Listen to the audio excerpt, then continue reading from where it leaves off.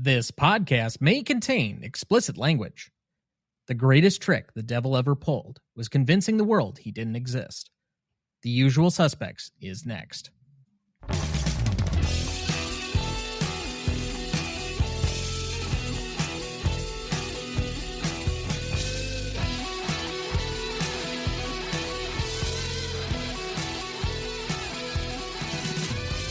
Welcome to the Greatest Movie of All Time podcast, the show that uses a unique grading style to redefine what the greatest movies are. I'm Tom Duncan. And I'm Dana Duncan. And we are alone this evening. Or am I Keyser Söze? Keyser Söze? You mean Keyser Söze? Keyser, excuse me. Or am I Keyser Söze? Sure. After the mispronunciation, I think people would think you're more verbal Kint than Keyser Söze, but that's another matter. Well, don't worry. Every apparently man of a certain age has trouble with pronunciation of names after a certain point. So you're just par for the course. Yeah.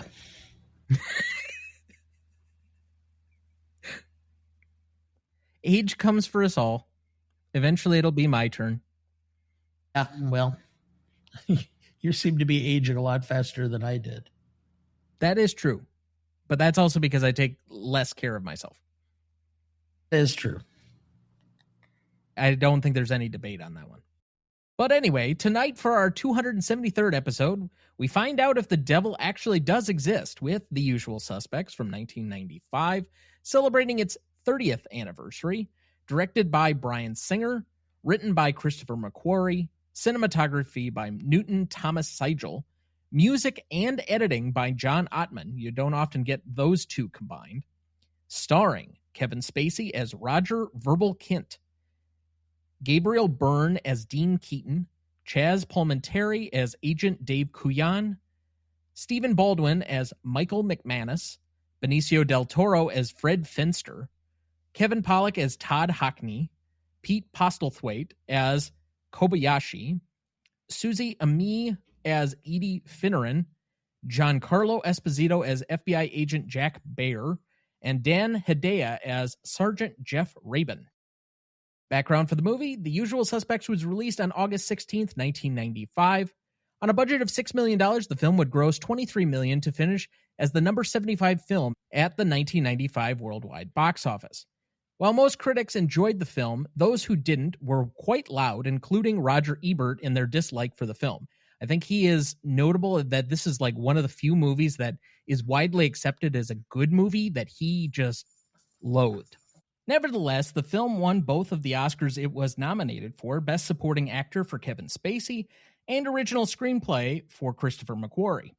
In 2008, the AFI revealed its 10 top 10, and The Usual Suspects was acknowledged as the 10th best mystery film. Verbal Kint was voted the number 48 villain in their 100 Years, 100 Heroes and Villains in June 2003. Entertainment Weekly cited the film as one of the 13 must-see heist movies. Empire ranked Keyser Söze number 69 in their 100 Greatest Movie Characters poll. In August 2016, James Charisma of Paste ranked The Usual Suspects among Kevin Spacey's greatest film performances. Given that it's one of his 2 Oscar wins, that doesn't seem like all that much of a stretch, but okay, sure. In 2013, the Writers Guild of America ranked the screenplay number 35 on its list of the 101 greatest screenplays ever written, and The Usual Suspects currently holds a 87% among critics on Rotten Tomatoes, a 76 score on Metacritic, and a 4.1 out of 5 on Letterboxd. So as we begin usually each week, what is your relationship to this movie, Dad? I didn't see it in the theater. I did not hear about it initially, and somebody told me to watch it, and I kind of had an idea what was going on, but I think it was at least 5 years, 6 years after it was out before I got around to watching it. I think I only watched this maybe about 4 or 5 years ago. It was a movie that I know had been very famous by the time that I saw it, among especially people who like movies. And I knew that there was some sort of twist ending to it, but I didn't know what the twist was. Even so, I wasn't blown away by the twist in the way that I'm sure everybody else was in the 90s, when it seemed like there were 2 or 3 of these a year that were just built into the word of mouth factory about going to see a particular movie. There was this, The Crying Game, The Sixth Sense. There were plenty of different movies that had a significant plot device in it that was going to surprise people. And then everybody would tell you, go see this movie because it's got this significant ending to it.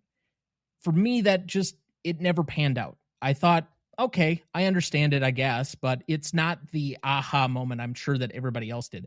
And that's why I don't think that this film has stayed with me as much. I think it's a fine film. It's an enjoyable film, but it's not one that I feel like is a favorite or that I really need to return to often.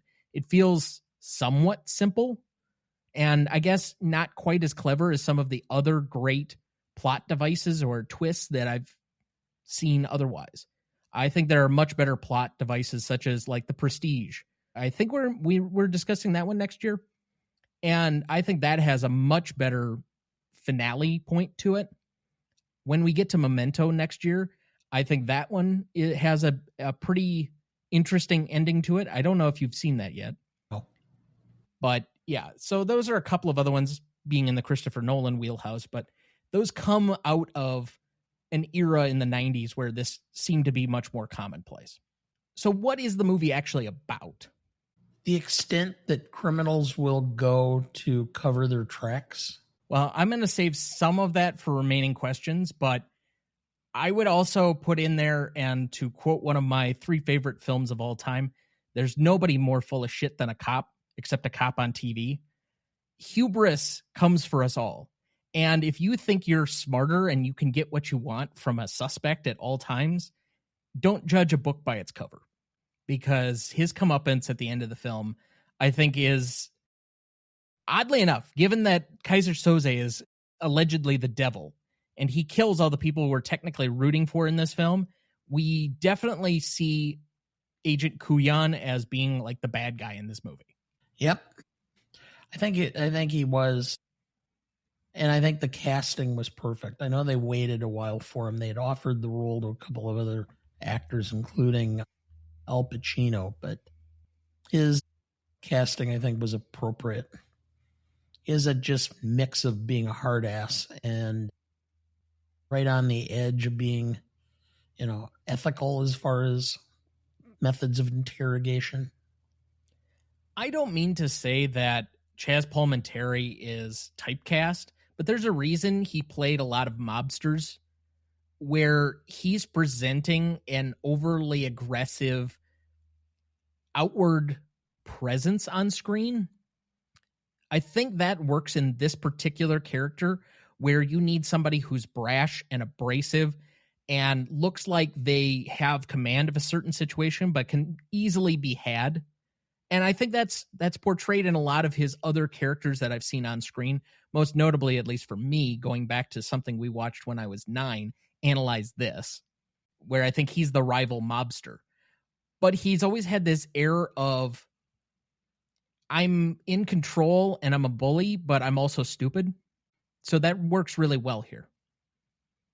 Yeah, I know. Yeah. I'm not going to go into any more detail than that because I think you covered it. It would just be piling on at this point. But yes, I mean, there's just certain actors that play parts better than others. They just have a talent. I mean, are you going to ever see Greg Kinnear as a mobster? No, but I can definitely, like, Greg Kinnear to me always feels like somebody who's a little bit of a stuffed shirt. He reminds me a lot of his character from You've Got Mail. Like, that might be the most perfect Greg Kinnear casting of all time. He's a overly self-involved journalist or opinion columnist. I mean, there's just certain ways or certain talents actors have that they can portray a character better when there's certain personality quirks or leanings than others. It's why casting really is, or should be an Academy Award. Will be as of this year? Next year? It's one of the two. It's either this coming year or the following year. I think it's a crying shame that it hasn't been already, because I think casting has a huge role in movie making. Agreed. I have absolutely no complaints there, and frankly, I think it's well overdue as well. The difference is that most of the awards have been pieced out over time based on the strength of their guild or their union, and I just don't think that the casting union, if there is one, has a lot of strength to it. Yes, the casting union. Well, I mean, you look at it, every other guild has, like, there's the editors guild, there's the cinematographers guild, there's the directors guild, the actors or the screen actors guild, or if you're a fan of Team America World Police, the film actors guild. Careful. I suppose this is not the movie to be talking about that about. Okay. Yeah. Moving on. Moving very far on. Okay. I won't cut that, but yeah, we're playing with fire here. Okay. Huh? Dad, do you like this movie? Yes, I like it. Is it one of my top movies? No. It's okay. It's a little hard to follow at times, as far as I'm concerned. Really, I don't know if I had that issue with it. I feel it's laid out pretty well. Well, yes and no. I mean, you got to pay attention through the entire thing. I mean, you have to pay pretty close attention to it, because if you look away or daydream for a minute, you kind of lose track of things very quickly, and then you kind of have to spend the next 4 or 5 minutes trying to get back in the middle of it. So I see. So this is a particular issue for the person who watches every movie with their phone in their hand. Well, a lot of times I'm sitting there reading about the film, or I'm looking up one of the actors or whatever, because I'm building my inventory of comments for the show. But yes, you can't hold the attention long enough to follow the entire plot of what is this, 110-minute movie? I don't think it's quite 2 hours. I think you're about right. Okay. So where does this rank among all-time movie twists? We've mentioned a few here. The Crying Game is up there. The Sixth Sense is up there as being two that are on the top.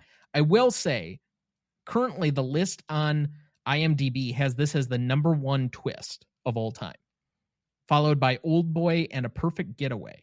Now, I have not seen Old Boy. I don't even know what A Perfect Getaway is. Apparently, it's got Mia Jovovich, Steve Zahn, and Timothy Olyphant. It's a David Twohy film, but okay. Some of the other ones that I mentioned, I have not seen Shutter Island yet, but apparently that's got a twist ending. American Psycho, which I don't even find that to be necessarily a twist ending, but Memento is at 11. The Game is at 16. A History of Violence at 17. The Prestige at 20. And Fight Club at 21. But where for you is this among the great movie twists? Boy, it's probably up near the top of the list you provided. Yes, I'd have to say it's probably near the top. I don't know about number one. I actually think that the Prestige had a little bit better twist. And I'm trying to remember the name of the film with Glenn Close playing the lawyer. The Lawyer? What was the name of that film? Okay, I have no idea any movie where she's been a lawyer. Just hold on a second. Well, while we're waiting on you to do this during the middle of an audio medium, I guess we are somewhat on video. A couple of other ones. I'm looking at the Hollywood Reporters list. Arrival is at number 3. Atonement is at number 4. Coco at number 4 or 5. Chinatown, which we've discussed. I guess that makes a little bit of sense. What twist ending is at the end of Citizen Kane? What is Rosebud? That's not much of a twist to me, but okay. That's what it is. Get Out? Okay, yeah, I guess that has a good twist to it. Gone Girl. Yep. That's probably up there on that list for me. Does The Matrix really have a twist? I don't know. That one seems a little suspect to me. They also have Memento and Old Boy. Once Upon a Time in Hollywood, I'm not sure that also has a twist to it. So some of these are a little bit odd to me. Parasite. Yes, The Jagged Edge. Oh, okay. With Jeff Bridges. That's a joke only you and I know. I know. So it was an inside joke. Sorry, audience. Now, if you mention that in 2 weeks when she's on the show. Yeah, okay. But you put this in, what, the second tier? It's more famous than what it actually, like, the payoff isn't as good for us, either of us, as some of the other ones we've mentioned? Yeah, I think so. I think one of the surprise endings was The Prestige to me. Maybe this would be higher for me if I didn't kind of already have some inkling as to what was going to happen. I suppose. All right. Do you have a plot summary ready for us? I do.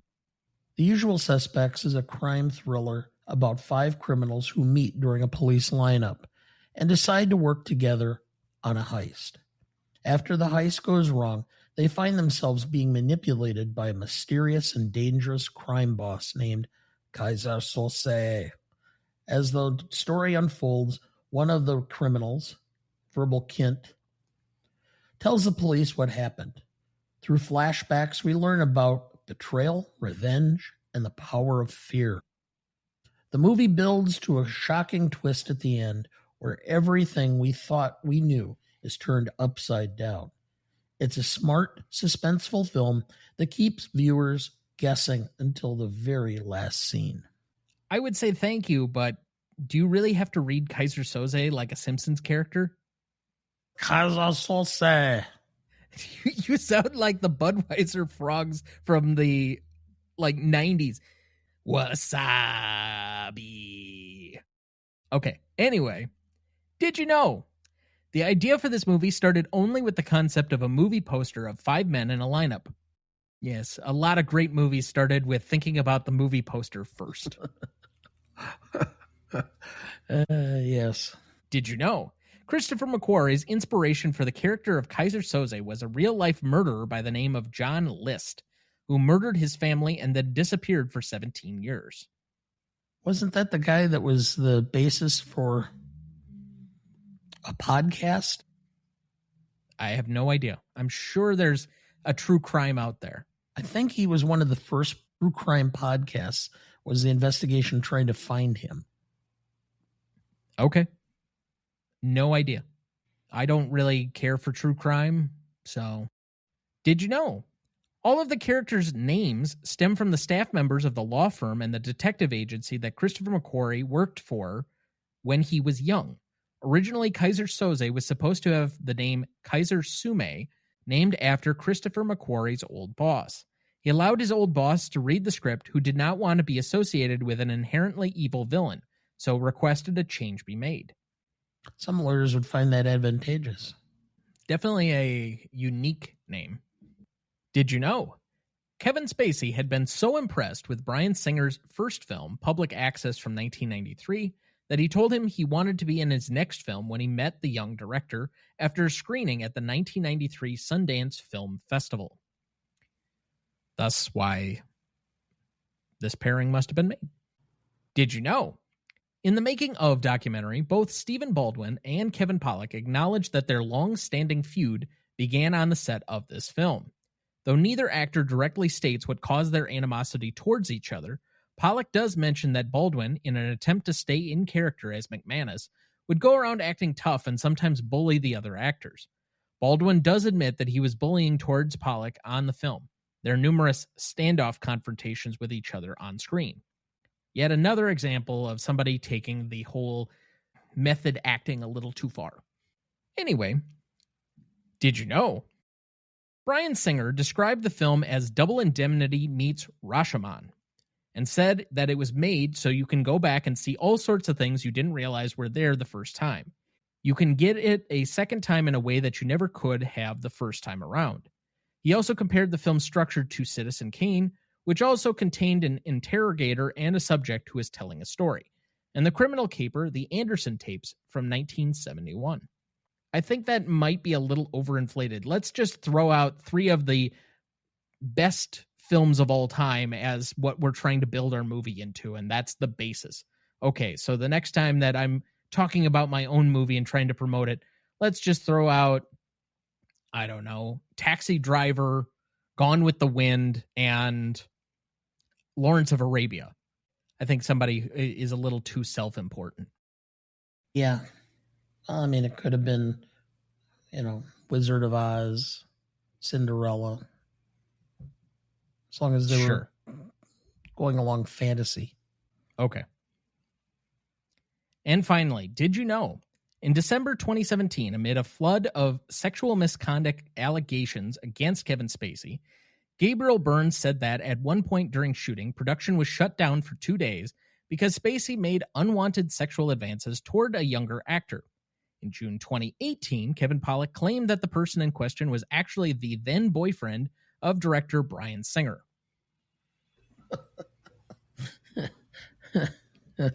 Oh. And if you think that's where we're going to stop that conversation tonight, you'd be wrong. But that looks like a good spot for our first break, and we will be right back.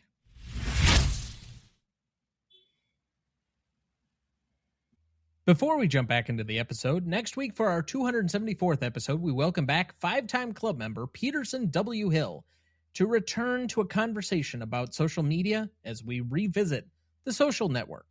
Directed by David Fincher, written by Aaron Sorkin, cinematography by Jeff Cronenweth, music by Trent Reznor and Atticus Ross, starring Jesse Eisenberg, Andrew Garfield, Justin Timberlake, and Armie Hammer.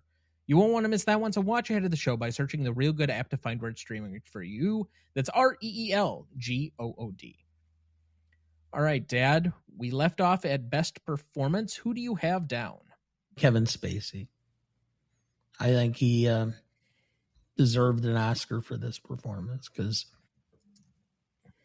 it was layered, it was intricate, it was persuasive. I think he deserved the Oscar. I mean, I think he does a very good job. I'm certainly not of the camp, like some other people from our Cinepodcaster universe that don't think he's actually a good actor. I actually do think he's a good actor when he has the right part. There are obviously some ones where he's really hammy and playing stuff up. Like because I needed something that wasn't 1982 or James Bond, I put on A Time to Kill the other day, and he's the prosecutor in that. And at times he's good as being extra smarmy, but he's also overplaying the entire movie. Like, that's not one where I would say he's doing a great acting job, but he's doing what that role kind of calls for in that kind of movie, which is one of those 90s courtroom dramas based on a John Grisham novel type of thing. You have to overplay the kind of antagonist character in the film.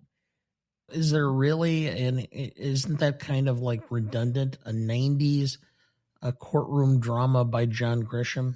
No, there were other courtroom dramas that were based on non-John Grisham properties, such as Primal Fear and Liar, Liar.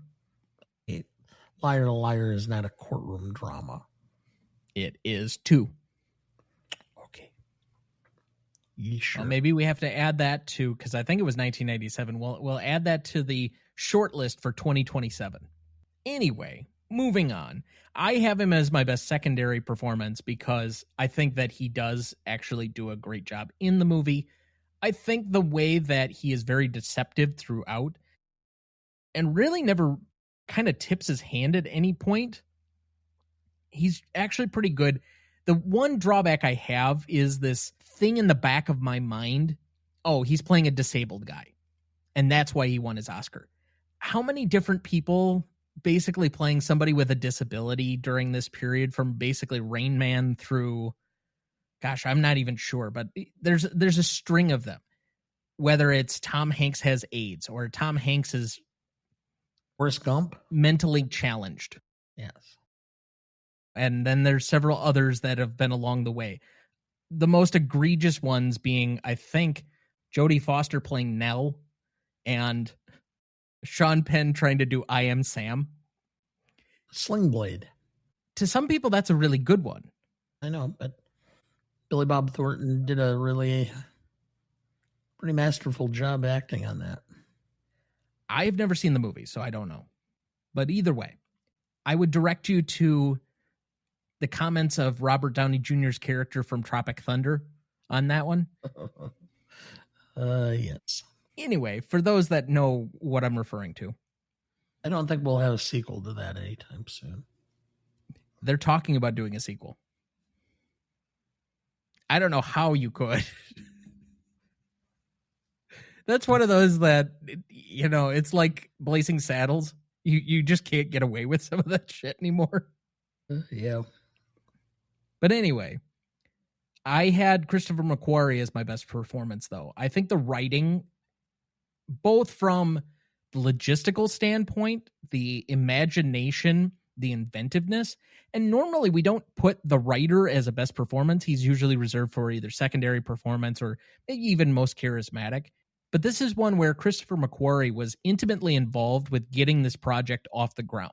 He was going with Bryan Singer to try and help do some of the casting. He was trying to be involved in the production and the rest of this. So it's not like he wrote the script, signed it away, and then somebody made his movie. He was very much involved. And so that's why I don't feel as bad giving him the best performance.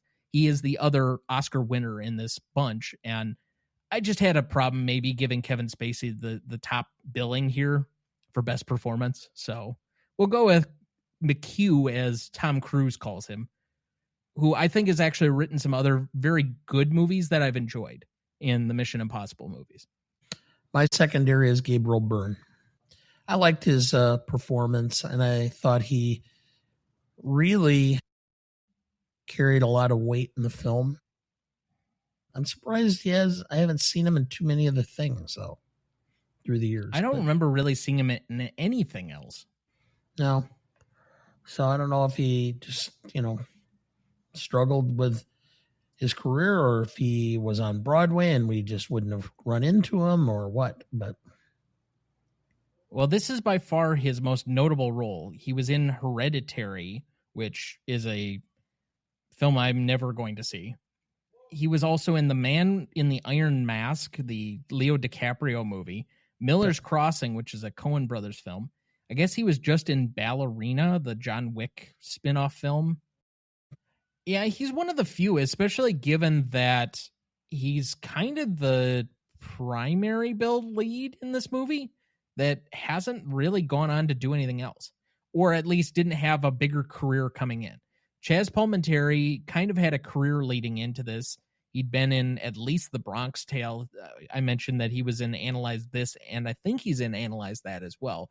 So he kind of had a career going, but Kevin Pollack goes on to do other things. I guess Stephen Baldwin doesn't do jack shit after this movie, but he gets to be a Baldwin brother. Okay. And I don't know. I mean, there are several people that go on to do other things. Christopher McQuarrie is doing Mission Impossible movies, and I think he wrote Top Gun Maverick, if I remember right. Kevin Spacey went on to a better career until he shot himself in the foot. Bryan Singer obviously used this as a launching pad to do the X-Men films and other things such as Bohemian Rhapsody before he ultimately got his scandals that caught up to him as well. I'm surprised, though, because I also have Gabriel Byrne as my most charismatic in this. I think he's really good in this movie. I'm not sure why he's not done other things. I know at the time of filming this that they had to make special exceptions for him, that they worked around his schedule because I think he was either going through a divorce or he had some personal trouble that he was going through that he needed special scheduling or dispensation for them to try and work with him on to get him in this movie. But, whatever. It really works. I'm kind of surprised given how everybody else seemed to go on to a better career that he didn't as well. My most charismatic was Kevin Spacey. Sorry to say that, but I always liked him as an actor and loved him in House of Cards and such. It's a tragedy that things ended up the way they were, both I can't say that I don't know how to put the. Yeah, don't put it as a tragedy. He's not exactly a victim either. Well, but he also didn't get convicted or settle any of his cases. So it's one of these. It's a tragedy for the potential or what are out there as victims. I don't know. The whole thing is just a sad state of affairs. Let's just put it that way. Well, I have a very big problem with the people who try and apologize and then they come back later and try and act as if everything was against them. I don't think he's been vindicated. I just don't think that there was necessarily enough evidence or corroboration to make a credible case this many years later. There are too many stories for them not to have some level of merit to them. And for him also poorly handling what, at least at the time, was a fairly well-known secret in that he was homosexual. He handled that terribly. It didn't help the timing of everything because in addition to everything else that was going on in that moment, he was one of the first people that it seemed to engulf, and he never really seemed to get it back. But also, if the stuff was going on as far back as The Usual Suspects and we just kind of like dismissed it, I mean, they're shutting down the production to deal with some of his stuff. That's not an environment where I think he should have been accepted back either, if he was causing that kind of level of difficulty on sets. So while he is an exceptional actor, you are not guaranteed anything professionally when you act like a dickhead. So he is not a victim in my eyes. Period. I wasn't claiming him to be a victim. No, but he is trying to act like one now. And that, to me, rubs me the wrong way. I think that's part of the reason why he's never been able to make a comeback. Because people aren't going to put up with it. Well, some people might, but that's why he's going on like Piers Morgan. Well, enough said. Yeah. Anyway, best scene for this one, I have 5 nominees. We have the lineup, which is kind of the opening of the film where they all meet. Then we have the Emeralds heist, which is when they pop out of the vans and basically hold up the cop car. Then we have Kobayashi, which is the extended meeting of Kobayashi in the beginning. Then we have Who is Keyser Söze, which is when it's really the first time that, other than just some broad mentions of who he is, this is kind of giving some more background and information. It's when Kuyan specifically comes back in and asks verbal Kint about him, and we get more backstory to his character and kind of the myth that is Keyser Söze. And then finally, and then he was gone, which is the final twist moment of the film. Out of these, what do you think is the best scene? And then he was gone. Agreed. I also think that's the most indelible moment. It's the easy, low-hanging fruit for that category as well. But that the entire movie works to build up to this moment. And in fact, one of the reasons that I feel like I don't like the twist is it feels like it's undercutting the entire rest of the film. Like, we've basically watched the last 2 hours for nothing. We got to see the story he wrote, not necessarily what the film was. Okay. It feels a little cheap. Expected with the plot twist, I guess, but then again, I haven't seen enough of the 90s films that are sometimes referenced to enjoy a lot of these quote-unquote plot twist type of things. Okay, so if that's the best scene, what is your favorite scene? Who is Keyser Söze? Because it really does fill in all the gaps and makes the whole... It builds a point of tension in the film that builds towards the end that makes the plot twist pay off. I actually prefer the Kobayashi moments just because, first off, given that we have many years later a competitive eater named Kobayashi who is Japanese in nature, and for whatever reason, we have a Latin American character named Fenster and we have a Japanese named character, Kobayashi, who's played by Pete Postlethwaite. It makes no sense what some of these characters' names are, and certainly I think we're playing around quite a bit with the diversity quotient in this movie a little bit. But that being said, I think it's a very interesting scene. I'm not really sure how to completely describe it.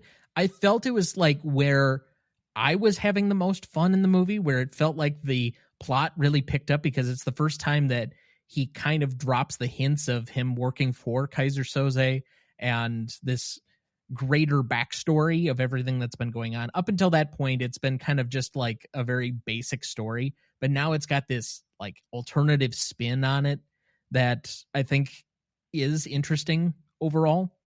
So for me, that's probably the moment I felt that I was having the most fun, and that's why it's my favorite. And then no disagreement on the most indelible moment? No disagreement at all. Yeah, the ending is quite clearly the most indelible moment that everybody takes away from this film. All right, so that looks like a good spot for our second break. Stay tuned for our discussion on Bryan Singer and Kevin Spacey.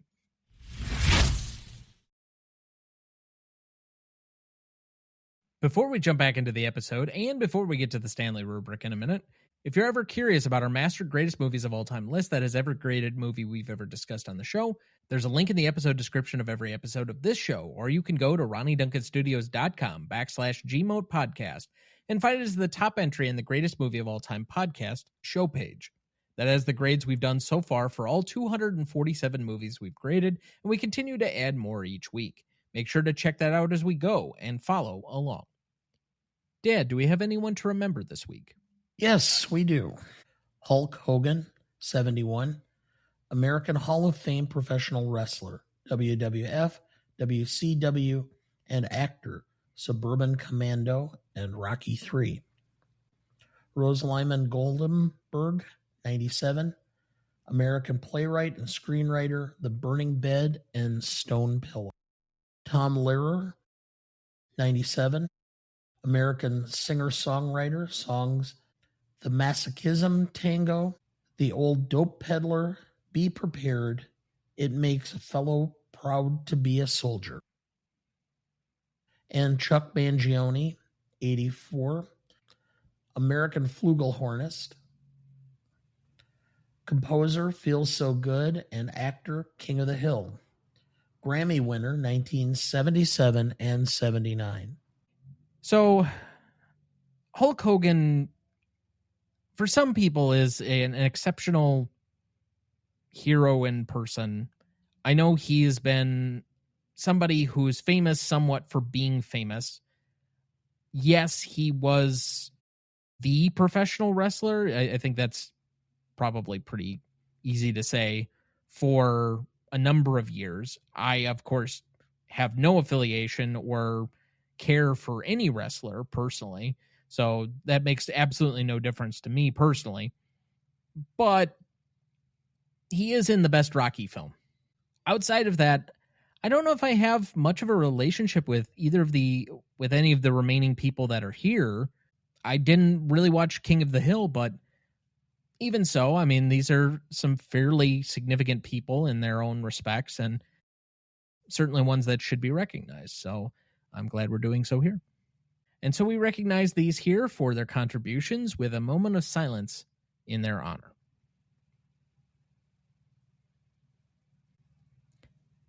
Thank you. All right, let's move to best lines.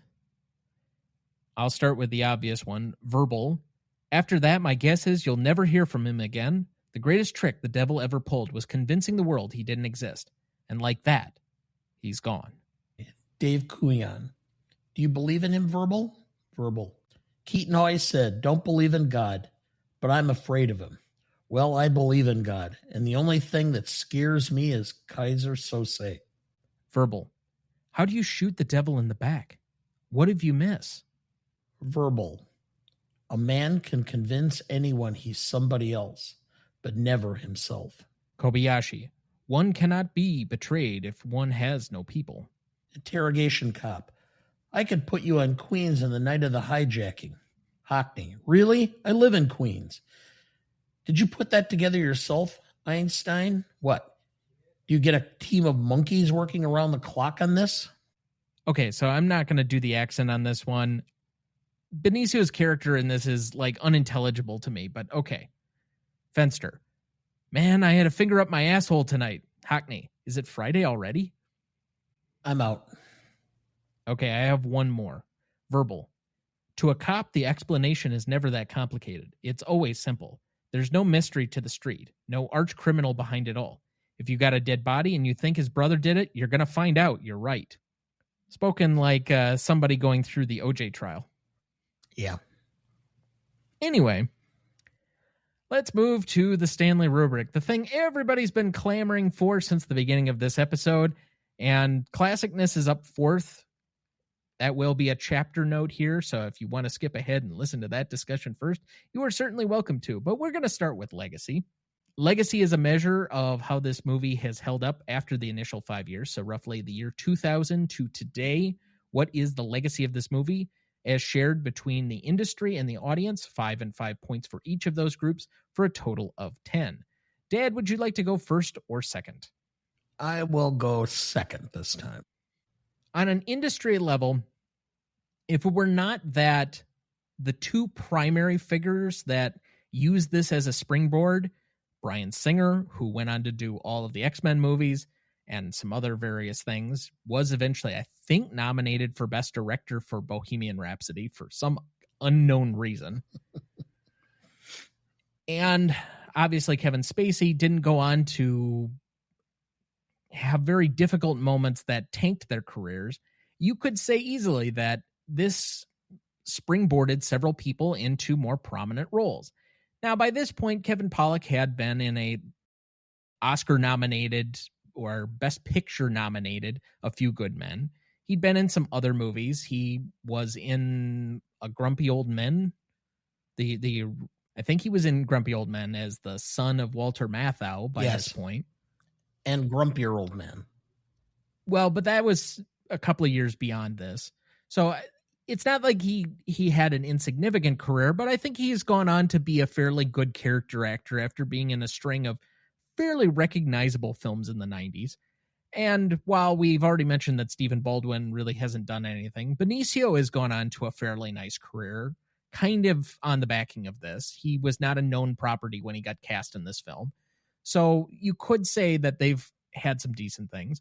And Christopher McQuarrie, as we mentioned before, has gone on to a nice career of his own as a director and as a screenwriter. So there are people that have gone on to more prominent things as a part of this. And despite how they currently are in the overall Hollywood landscape, I don't think you can completely ignore that Spacey and Singer went on to bigger careers because of this movie either. However, you can certainly knock down a few points from that because of how this has gone. I also think that because both of them are connected to this film, this has a little bit of a stigma to it now that people just don't want to bring up this movie or discuss it as much. And I think we're taking a little bit of a risk even doing this movie, given the conversation and everything that's surrounding it.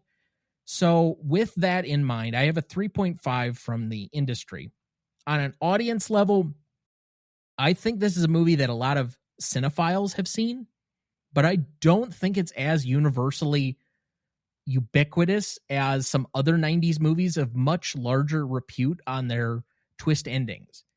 We mentioned movies like The Sixth Sense, I think, when we did this last year, was a fairly prominent, a lot of hands went up in our office poll. This is one where I think it was 4 people had seen the movie.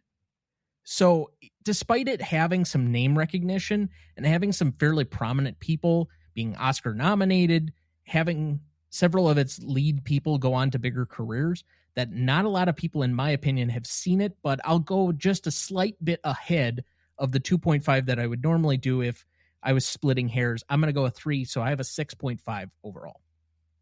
It takes a beating as far as the industry because it launched the careers and made it probably possible for more nefarious activities being able to be performed.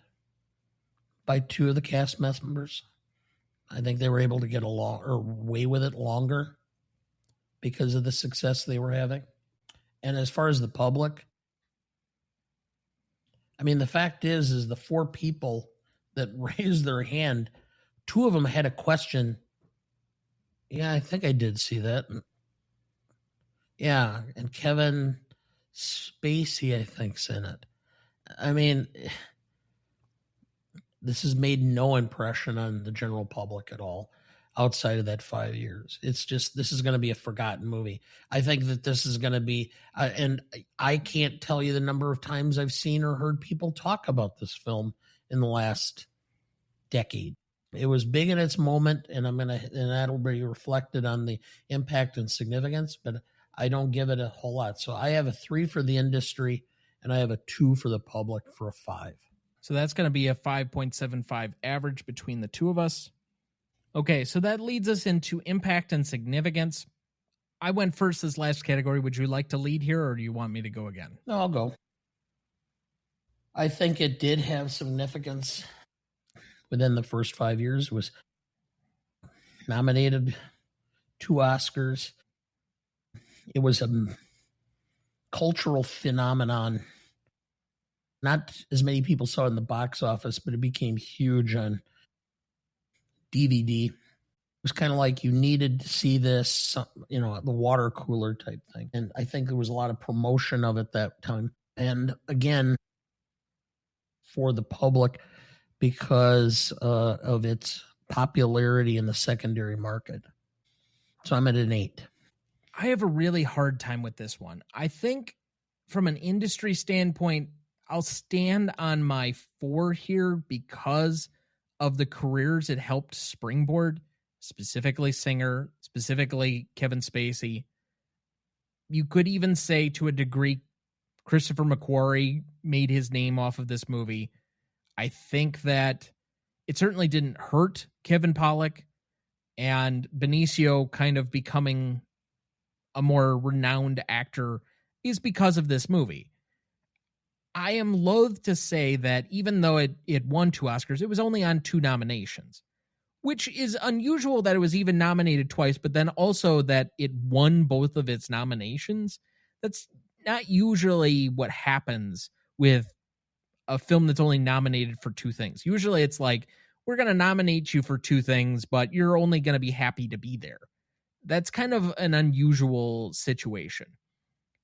And because of its box office, I just don't know what the public appetite was for this movie. It's really hard for me to appreciate what the word of mouth was and what the cultural impact of it was in the moment that it was made. I guess I have to borrow a little bit from you, because even some of the background information that I tried to research on this just didn't say much on what its life was on video and rentals and HBO and some of these other things. Like, did it have to have some of that? And did it have to have a cable run? Absolutely, because otherwise we wouldn't even be covering this movie. But I will interject that I did look. You said there was 26 million box office. It made another 20 million off rental. How do you know that? Because I found it. Okay. Where? It was a footnote in the total box office score on Wikipedia, where it was footnoted and indicated both box office and secondary sales. 46 million. I don't know. All right. I'm going to go with a 3 here. So I'm at a 7. So that would be a 7.5 average between the two of us. Like, I'm loath to say that this was a significant movie. Was it a potential water cooler movie that kind of had a word of mouth thing going on? Yes. But if it didn't do well at the box office, unless we're talking about like The Shawshank kind of a movie where it had a true second life and became this big cable movie within 5 years, I'm really going to have a difficult time trying to say that it had a cultural impact. anything close to what we're normally experiencing here. So Shawshank was at a level way beyond anything else. Well, that's what I mean. So this had some. That's why I didn't go anything higher than the 4. I'm just going to have a hard time putting it even that high, especially without the firsthand experience. But I've already answered, so fine, whatever. All right, let's move to novelty then. This is a measure of the originality and the execution of the movie. 5 and 5 points apiece for a total of 10. Is this the most original movie? No. It's somewhat of a heist film. It's told a little bit inverted through a lot of flashback and such. So it is borrowing from Rashomon and Double Indemnity and some of these crime noir kind of films, mystery novels that it's kind of based on. So I can only go with like a 3.5 because I do think that the twist at the time felt novel to a lot of people, but the overall notion of the film felt very familiar, and I think that's why the twist works. Execution-wise, I think this is a fairly good film, but I don't think it's like peak level execution. I don't think all of the actors are great in this. I think most of them are pretty good, but there's an occasional one or two that just, don't hit quite the right notes. Like the unintelligible speech by Benicio for whatever frickin' reason in this movie just doesn't make a whole lot of sense to me. And Stephen Baldwin is like the worst actor in this film by far. It's not close. He's terrible in this movie. It is no surprise to me that he has not gone on to do much of anything else. So from that standpoint, I'll give it a 4. So I have a 7.5.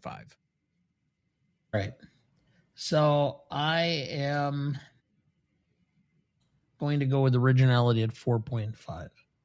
Yes, it's a heist film and it should be down points for that. But the way it's told in flashbacks and the fact that it was done with the twist ending does give it points up as far as I'm concerned. I'm at a 4.5. It's not the linear heist film that I grew up with. It was somewhat original and fresh.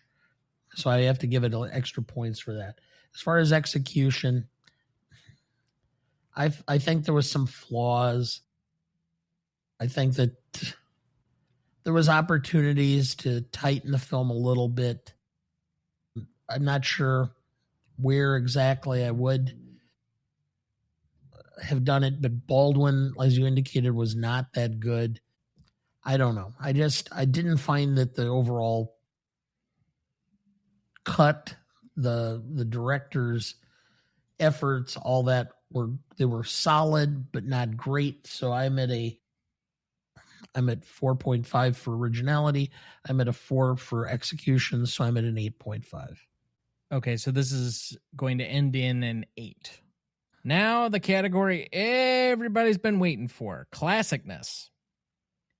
This is a measure of how well the movie or any sum of its parts have aged well or not.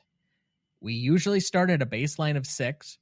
Part of the reason that we started higher was for movies like this, where they have individual elements that really have aged poorly. This movie is old enough to measure for what I have deemed the timelessness aspect or score, but this is also going to come with a lot of caveats and probably a lot of nuance in both of our arguments. Normally you start, but I will give you the opportunity. If you would like me to start, I will do so. But no, I'll start. All right, go ahead. I spent the first 2/3 of the movie every time Kevin Spacey came on screen thinking about all the allegations and the court trials and all the rest of that. Okay. On top of it, I'm spending. So before we get into that, I probably should have done this on the front end. Since we're both, well, you're a full-fledged attorney and I've just been in law school for 30 some years and now officially in law school for the last year. But for the caveat, neither Bryan Singer nor Kevin Spacey has been convicted of anything. I think Bryan Singer has settled a few different allegations with some out of court sums paid to potential victims. I don't think Kevin Spacey has settled anything, nor has he had any charges specifically stick to him. Kevin Spacey actually took several charges to trial, both in New York and London, and was acquitted. He also took a civil case to trial, and I believe in Los Angeles, and where it's the burden of proof is 50-50 or 51% preponderance of the evidence, and was found not liable. So there's an argument that could be made that he is, and I hate to use the word, but as a lawyer, you almost have to. He's been vindicated. He's not been found guilty of anything, but there's just so much baggage here. And the way it was handled and how, well, I'm gay and, that's, and that explain. Oh my God, please. Who did you have for your PR person? If you had anybody, they needed to be drawn and quartered. Yes, because that's the type of torture that just about everybody in America definitely knows what you mean by that. I can explain if you'd like. It's not really necessary. We had to study a little bit about British Admiralty law and the Bill of Rights. Yes, because this is somehow making things easier for the average person listening to this podcast. Yes, I know. Anyway. Move on. Yes. So, and then add in Singer, and you're going, almost at times felt like you needed to get up and take a shower watching the film. It dripped with, I kept thinking through the entire thing. Okay, how am I going to address this? Or how is it that I'm going to be able to say that I like the film when two of the principals were rather dastardly as to their conduct and behavior, if not necessarily criminally or civilly culpable? There's got to be something there because of the number of allegations made. I mean, it's just usually when there's smoke, there's fire. Anyway, long and short, I'm at a 3.5. I had to go down significantly because it just too much taints my viewing of this film. I don't think I'll ever watch it again because of it. I have no interest in watching it again. And I think I spent the first 15 or 20 minutes having difficulty getting into the beginning of the movie because of the baggage involved. So I think that's got to be my lowest classic number. I think you only gave a 2 to Gone with the Wind. I'd have to look back on what you have, and maybe we'll check with our resident Scooby-Doo villain as to what your lowest totals have been. I, at one time, was keeping track of all of the individual numbers, and I'm sure I could pull up some different ones because sometimes it's a good reminder of where we've been with some of these categories, is just to revisit how low we've been on certain things. What's your record holder for lowest score? So maybe I can understand my 2 for Gone with the Wind simply because of the longitudinal aspect of it, which is it perpetuated the noble Southern myth for generations. Okay. And made stereotypes and racism more prevalent. So a film that you also gave a 3.52 in Classicness is There's Something About Mary. But there are at least 2 films that you gave a lesser Classicness score to. Wedding Crashers, where you added it at a 2.5, and The Room at a 1. Okay. Actually, I'll go down to 3 on this one because I think that is appropriate. I had been wrestling with 3 to 3.5, but based on that, I think a 3 is appropriate. And the only reason it doesn't go lower is because it is a pretty good movie that holds up. If we wouldn't had 2 people who are rather tainted, I think we'd have a much better time reading this movie for Classicness. For context's sake, the only films that have a 3 or less for Classicness score are The Room at a 2.33 and The Help at a 3. Of course, our resident Scooby-Doo villain can certainly fact check us on that if we have anything else that I've missed. But that's about when I stopped keeping track of all of our individual scoring, because he said he had a master list, and I'll let his OCD trump mine for a little while because I just don't have time to keep track of all of that stuff. And he seems to enjoy taking on needless projects of organizing and endless details in a way that I don't need to. So with that being said, I will agree with your 3. That's the overall score that I had. I am able in some cases to separate the art from the artist. This is not one of those cases. I also had trouble with separating out Kevin Spacey from some of the allegations that have been made against him, in a way that I can separate out Kevin Spacey from Glengarry Glen Ross, no problem. And even to a degree, I can do it for American Beauty. But for whatever reason, this movie, maybe it's because it's also tied with Bryan Singer, I just cannot separate him from everything else that's connected to him. Then to come find out in some of the research and the behind the scenes and the other things that there are direct ties to both of them potentially having victims on the set of this movie, I just cannot let that sit by. So I'm going to have a -2 for the onset issues. And that will also involve Stephen Baldwin being a dickhead. And I'm going to have a -2 for the Classicness individually for Singer and Spacey. Again, with the caveat that neither of them has technically been convicted of anything, although Singer specifically, I think, has done settlements. So just, again, for the sake of full disclosure and detail and nuance and whatever else, my opinion is separated from what the facts may or may not be. I also have a -1 for the twist being known by everyone by now. If you have not seen this movie, you probably know who Keyser Söze is before anybody lets you watch the movie. And once you know that, I disagree with Bryan Singer.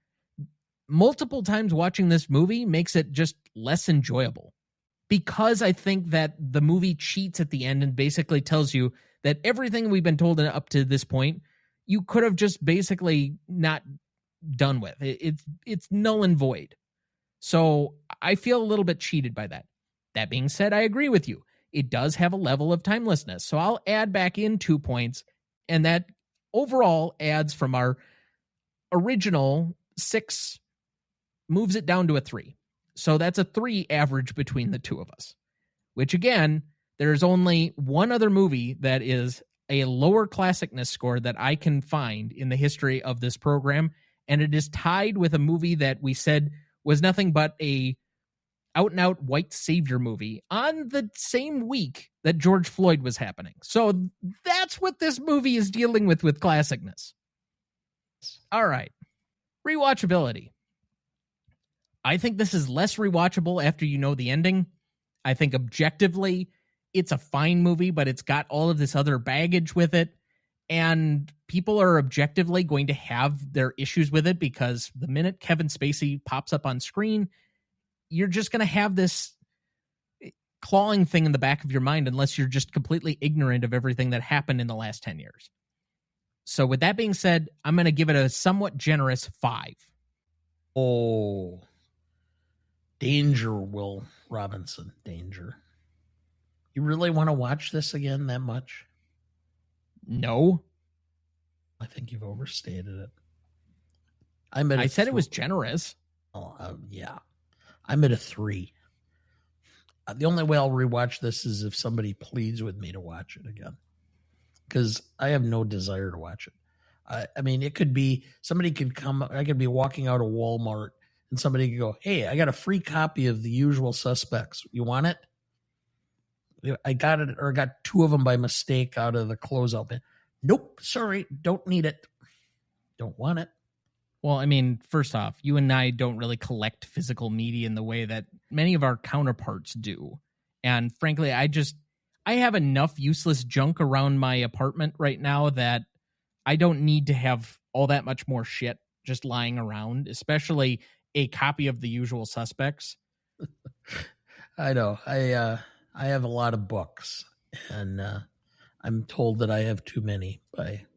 You have just a lot of random junk in addition to the books. Yes, the books are plenty, and you have plenty of rooms that you could fill with books. The other stuff, all the other junk, like 10-year-old fantasy magazines that you still won't let mom throw out. Those are the ones that are like, why? They're on my bookshelf. They're research. For what? How Arian Foster did in 2013? I don't keep those. I keep like the Phil Steele magazines. Those are the only ones I keep. Because I go back and we'll look and see how college players did once in a while or where they were, and and as they're coming into the NFL. So yes, I've hung on to them. It's kind of I've kept from the first time I bought them, and I've got probably 12 or 13 years worth. That's it. It's the only ones I keep. Not a big deal. Okay. Well, either way, it is a 4 average for rewatchability.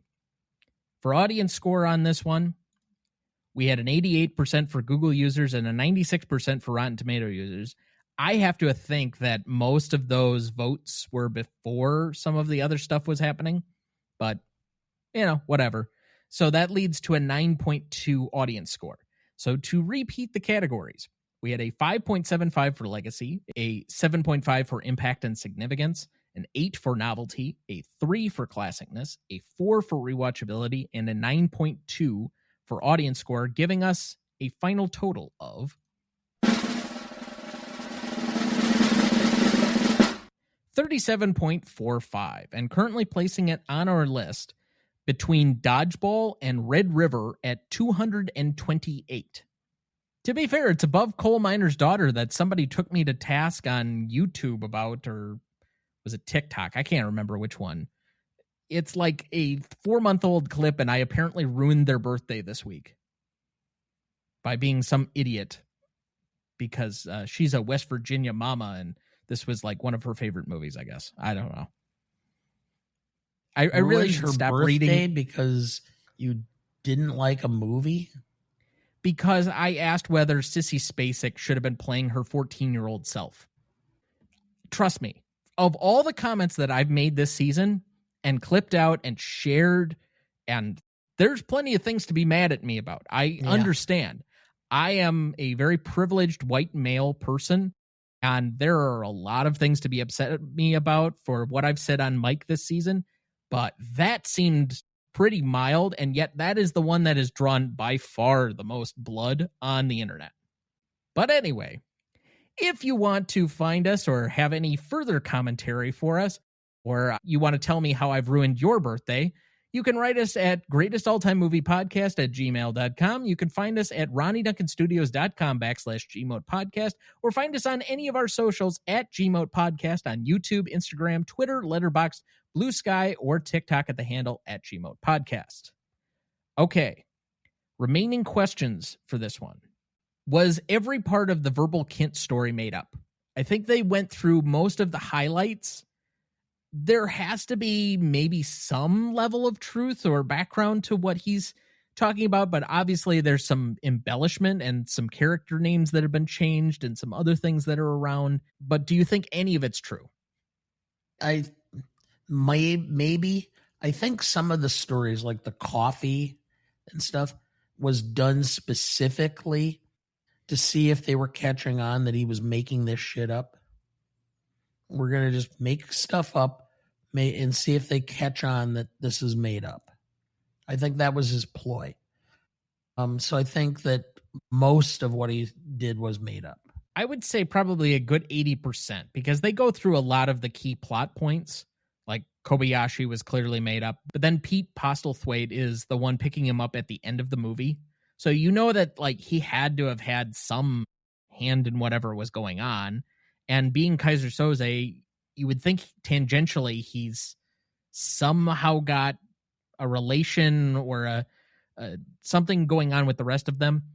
They were obviously all picked up for the robbery at the beginning of the movie. So there are facts that exist within the story, it's just going to be really hard to piece out exactly what facts are relevant and what aren't, and what's him embellishing or trying to fill in details in between, which I think was always the point.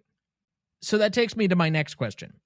Now that there are several people who can identify him as Keyser Söze, what is the point of coming out of hiding to kill the one guy that supposedly can identify you just so that there are more people that can identify you? I don't know. You'd have to... it didn't make a lot of sense to me either, but... I don't get his entire... Especially since verbal Kint is supposed to just, like, take off. Why not just take off? How would they know that you survived? Just go into the wind. What's the point of going into the interrogation room or being around the police? You're just exposing yourself. I know it undermines the entire plot of this movie, but it makes no sense that he would just give himself up to the police. It is a major plot problem. So, okay. Any remaining questions for you? No, not offhand. All right. Remaining thoughts for the week. Well, if the people watching are noticing a different look for me tonight as far as my background, I have a conference that I'm teaching in tomorrow on Social Security law, so I'm at a hotel tonight. So that's the change in circumstances. But as far as anything else, I'm looking forward to doing that tomorrow and then again the day after that. Other than that, I don't have anything much. I'm going to be celebrating my 37th wedding anniversary in a week, and so my wife and many-time collaborator, also on this show, are going to spend a night out for dinner here at the end of the week, and so 37 years. Yeah, time goes fast. I suppose it does. Now, having mentioned that I watched A Time to Kill earlier this week, there are not a lot of 1982 and James Bond movies that I haven't watched recently. So rather than talk about any of those, because those are made for specific projects that we have coming up, our James Bond rankings series that we're going to be doing live on YouTube here by the end of the summer, and also for our inevitable appearance on the Revisionist Almanac coming up.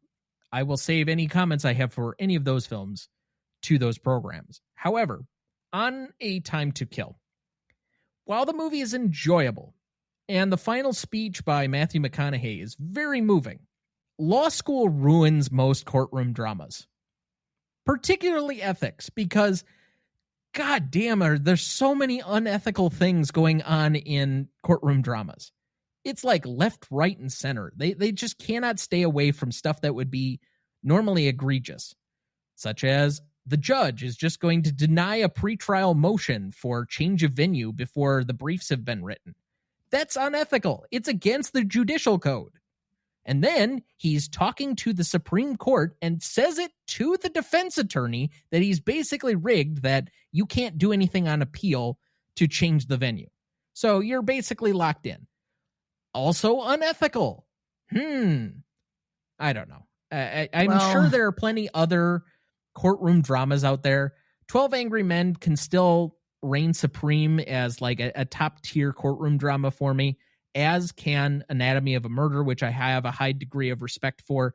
But I just have a feeling the more courtroom dramas I watch, the more I'm going to find flaws in them. So then when you truly have the ones that I think are like exceptional, Anatomy of a Murder, Anatomy of a Fall, A Few Good Men, 12 Angry Men, those I'm going to hold in such high esteem at that point because they actually, I don't know, get something right, that there's going to be quite a gap between the bad courtroom movies and the good ones. Yes. And I can only imagine it's going to get worse as I start practicing law. Yes. So stay tuned for our eventual discussion of My Cousin Vinny. Although My Cousin Vinny is not that horrible. We'll see. No, if you really want to, once you're finished and you start practicing and you want to feel your head explode, watch 5 minutes of Suits. I know. I have already thought about how many rules they break, like every 5 minutes in that show. Not to mention they sleep with all their clients. Large portion of them. I don't think so. Okay. Maybe I just haven't watched enough. Darn. I think for the most part, they're usually just sleeping with their coworkers, but not their clients. That's almost as bad. Well, it's technically not unethical per se, but it's certainly not the most moral. Anyway, I think that's a good place to stop this episode this week. Oh, okay. I think people have been listening to us drown on long enough about unethical behavior. Let me just throw this out, okay? You've proposed that I do Dana rips all over movies and television shows that are legally based. And I just go through and go, this won't happen, this doesn't happen, and make a big joke out of it. Yeah, you basically be what Neil deGrasse Tyson is to anything to do with space. So let me just put it out there. Hey, listeners, if you think this is a good idea for something I could do as somewhat of a hobby as I kind of slide into more retirement time, just message the show and tell me, yes, it would be something you would be able to listen to. These would be short videos. So this would probably be on just little minis on TikTok, on YouTube, yeah, they'd be reels or TikTok videos or YouTube. No more than a minute or two where I just rip all over a show or point out a couple of things that took place that just don't happen or wouldn't happen. Let us know, because I'd be interested to know whether I'd have a following. Thank you. Along that line, this is a thought I had this week, and I have not run it past you strategically so that I could pull it out at this moment. And so for anybody who has stayed with us this long, you're welcome. But I have quite a few guests asking me what's going to be happening in 2027. Mind you, we haven't even gotten to 2026 yet. We've been putting together, well, I have been putting together a short list of potential possibilities for 2027. However, I did also promise that we would go back to some theme months. Now, there's a couple of ways we could do this.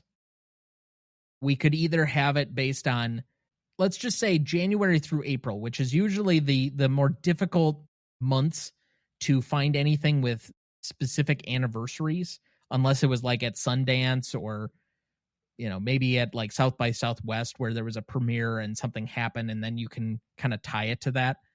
Otherwise, it's usually older films, which is why I think next year, early in the year, we have a bunch of films that are like from the 20s, 30s, and 40s that were all like, they spread those films out much more during the course of the year as opposed to Dumpuary, which is like January and February in the film calendar because all they're worried about is the Oscar films. So with that in mind, we could either have a draft where you pick two, either a specific theme, a director, an actor, actress, if you will, or some other overarching thing that we use to select the category. And then I select two. Or we could have it that it's more specific than that, where we pick between 4 actors, also actresses would be included in that, or directors, or other projects. So I'm throwing it out as a possibility. You do not have to answer right now if you think that would be a good idea or not, but I'm throwing some chum in the water to see if anybody in our listening audience would think that's a good idea as well. Careful how much chum you throw in. We may need a bigger boat. Fair. So I will end it on that note then. Thank you very much, everyone, for listening. You're not an asshole, Mark. You're just trying so hard to be. Next week, for our 274th episode, we welcome back 5-time club member Peterson W. Hill to return to a conversation about social media as we revisit The Social Network from 2010, directed by David Fincher, written by Aaron Sorkin, cinematography by Jeff Cronenweth, music by Trent Reznor and Atticus Ross, starring Jesse Eisenberg, Andrew Garfield, Justin Timberlake, and Armie Hammer.